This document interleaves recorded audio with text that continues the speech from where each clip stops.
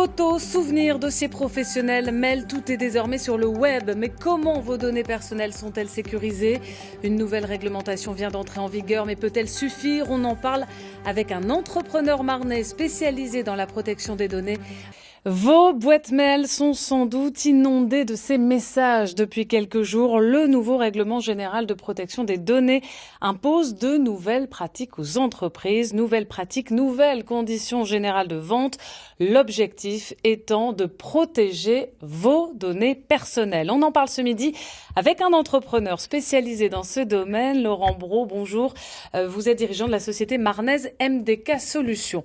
D'abord, que doit-on faire quand on reçoit ces messages RGPD dans nos boîtes? Est-ce qu'il faut immédiatement valider les nouvelles conditions de vente? Alors bien évidemment non, parce que sinon ça n'aurait plus aucun intérêt. Il faut prendre le temps de les lire tranquillement et si elles sont bien faites, vous avez des options sur je vous donne l'autorisation de garder telle ou telle donnée, ou je ne vous donne pas l'autorisation de garder telle ou telle donnée. Il faut bien faire attention à une certaine sorte de chantage, c'est-à-dire que certaines sociétés peuvent vous laisser entendre que si vous ne validez pas dans le sens qui leur convient, vous ferment votre compte. Il y a d'ailleurs déjà eu quelques plaintes en ce sens dans un pays, en Autriche. On va s'intéresser plus en détail à cette RGPD qui est effective depuis vendredi, une nouvelle réglementation pour vous défendre, vous, consommateurs et usagers du web. Alors pourquoi ce nouveau texte européen? On écoute un représentant de la CNIL, Commission nationale informatique et liberté. Depuis 1978, on a une loi sur la protection des données en France, c'est la loi informatique et liberté. Il fallait la moderniser à l'heure de l'Internet et à l'heure de toutes les plateformes du numérique. Donc c'est la raison pour laquelle, au niveau européen, on a adopté une loi unique qui va être la même dans tous les pays européens sur les questions de protection des données. Cette loi, elle renforce les droits des personnes, elle renforce certaines obligations pour les entreprises et elle renforce les pouvoirs des autorités de protection des données. Voilà donc pour ce cadre européen pour protéger les données personnelles. Laurent Brault, est-ce vraiment à la hauteur de l'enjeu? C'est très important qu'au niveau de l'Europe, il y ait une harmonisation du niveau de protection, de façon à ce que les gens soient protégés de la même façon, quel que soit le pays européen. Maintenant, reste à faire l'étape suivante, c'est-à-dire d'étendre ce cadre au niveau mondial et en particulier avec les Américains qui ont une vision assez différente de la protection des données. Aujourd'hui, avec les réseaux sociaux notamment, toute notre vie personnelle ou presque est écoutée, regardée, voire espionnée.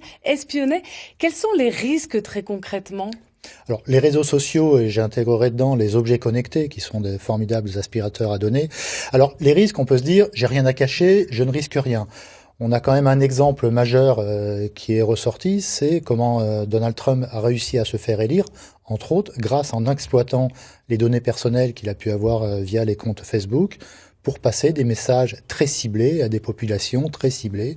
Donc on peut arriver quand même à influencer des grandes décisions en exploitant les données personnelles. Alors, votre entreprise à Besançon, dans la Marne, est spécialisée dans la protection des données numériques. Vous avez notamment créé une clé sécurisée.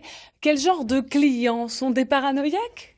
Alors, les clients des paranoïaques, peut-être, mais des gens méfiants. La grande majorité, des gens prudents et des gens qui considèrent que les données qu'ils protègent ont une certaine valeur pour eux. Donc on peut considérer dans certains cas que ça n'a pas de valeur. Dans le cadre du grand public, ça peut être simplement de confidentialiser certaines données. Je prends l'exemple d'une famille qui a un ordinateur dans le séjour et dessus, toute la famille l'utilise. Les parents n'ont peut-être pas forcément envie que les enfants récupèrent les feuilles d'impôt et puis les fassent circuler à l'extérieur. Donc il faut faire quoi? Il faut chiffrer ces données? Le mieux, effectivement, c'est de les chiffrer. Comme ça, si les gens les prennent, ils peuvent pas les exploiter. Très bien. En tout cas, on aura compris qu'on pêche peut-être par naïveté en utilisant l'informatique chez nous et au niveau du web. Mais en tout cas, merci beaucoup Laurent Brault. On comprend qu'il faut changer nos habitudes.